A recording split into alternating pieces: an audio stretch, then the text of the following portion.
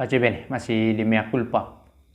Natal sebuah perayaan dan tidak ada disuruh di dalam kitab suci, rayakanlah hari raya kelahiranku, katanya. Lalu orang mulai bertanya, apakah itu alkitabiah? Apakah itu biblis? Syukurlah gereja Katolik mengakui tradisi. Maka kalau ada mengatakan tidak ada dalam kitab suci dikatakan rayakanlah hari raya kelahiranku. Kalaupun tidak ada, tidak soal untuk Katolik.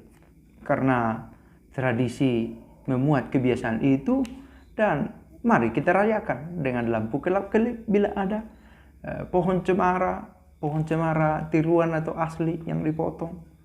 Bila ada bagus juga. Dengan kandang dan gua Natal yang diperkirakan seperti yang terjadi di zaman Yesus, ada juga kebiasaan itu dan itu baik. Maka kalau kita pakai istilah hanya yang tertulis, tidak ada disuruh kita untuk merayakan Natal.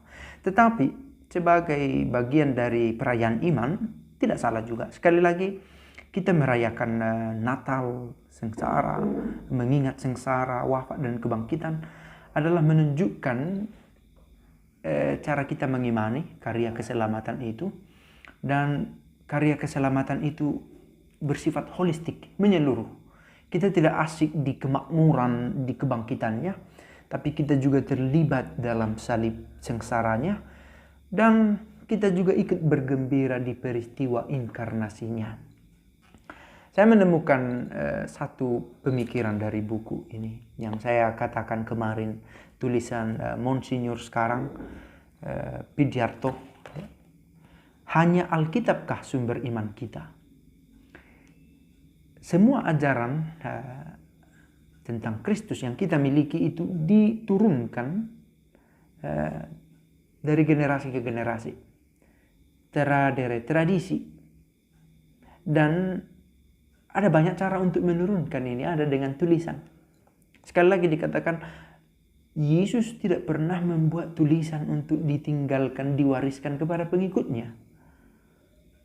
Dan Injil ditulis berserang beberapa puluh tahun, bahkan 100 tahun dari masa Yesus sendiri. Dan itu diteruskan dari generasi ke generasi. Tradisi. Maka tradisi ini ada yang tertulis, ada yang tidak tertulis, tetapi dirawat dengan baik oleh para rasul, jemaat perdana, patristik, dan kemudian didokumentasikan juga lah sedemikian rupa dan dijaga oleh magisterium, kuasa mengajar.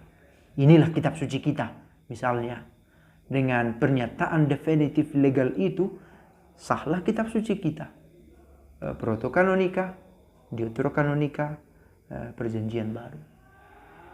Maka hanya yang tertulis itu kah? Ternyata sering berjalannya waktu, ada pengajaran-pengajaran juga. Dan kebiasaan-kebiasaan baik termasuk membuat kandang Natal, pohon cemara, dan salib itu. Maka kalau ada, bahkan dari sesama Kristen, mengatakan menyembah berhala, membuat patung, sudahlah. Saya pikir bukan di sana lagi wilayah perdebatan kita. Mungkin ada yang mengatakan itu memanas-manasi keadaan, tetapi mungkin kita bisa bergerak ke tingkat yang lebih serius, yang lebih aktual. Bagaimana kita berlomba-lomba melakukan kebaikan. Kalau benar Kristen, apa buahnya? Kan begitu. Lalu ada berlomba-lomba. Bukan kembali lagi, pakai patung atau tidak. Salib tanpa tubuh Kristus itu bisa juga jadi berhala.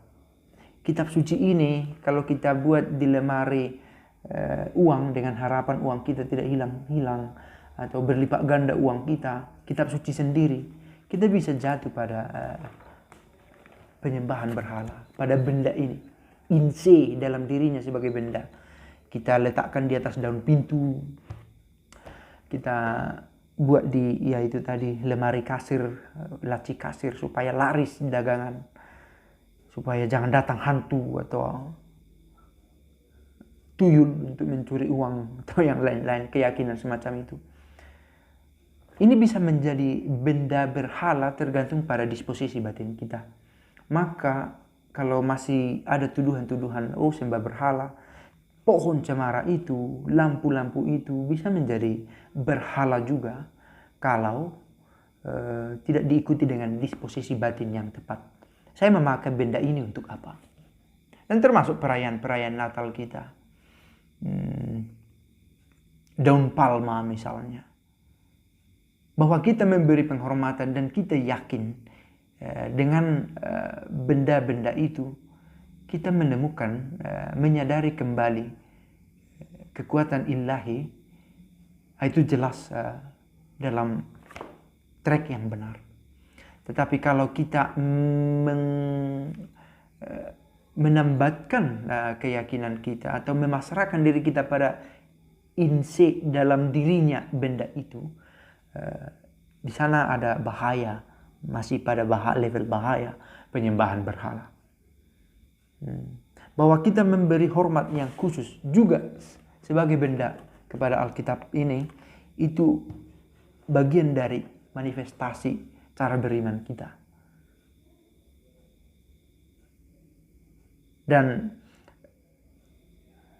ini sudah mulai bercampur juga topik ini dengan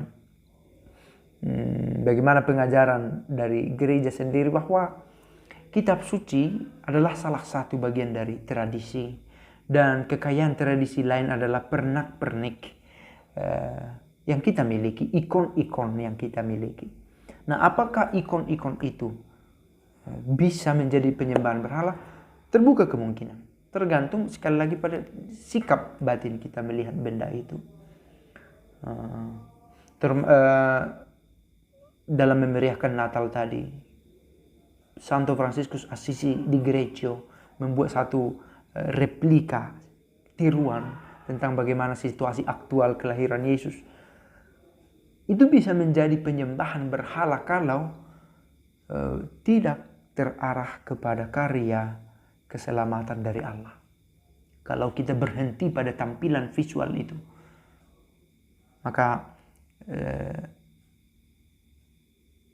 sekali lagi kita mau memantapkan keyakinan bahwa ada tradisi suci, kebiasaan yang baik yang dimiliki oleh gereja, yang juga bisa memperkaya kasanah iman kita.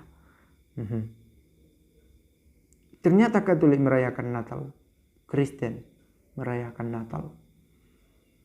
Bisa saja terjadi penghormatan berlebihan pada tanggal itu tanpa menyadari bahwa perayaan Natal adalah bagian dari cara mengimani karya keselamatan Allah. Kita merayakan Natal bukan berhenti atau secara parsial untuk Natalnya saja, tetapi kita memaknai ini bahwa Allah melawat, sungguh datang sebagai daging manusia, dan kemudian nanti mengalami sengsara, wafat, dan bangkit. Satu kesatuan yang kita mengerti sebagai bagian dari karya keselamatan. Dan itu semua mungkin tidak tercatat secara eksplisit dalam kitab suci, tetapi tradisi kita menjamin itu sebagai satu ekspresi iman. Pace bene.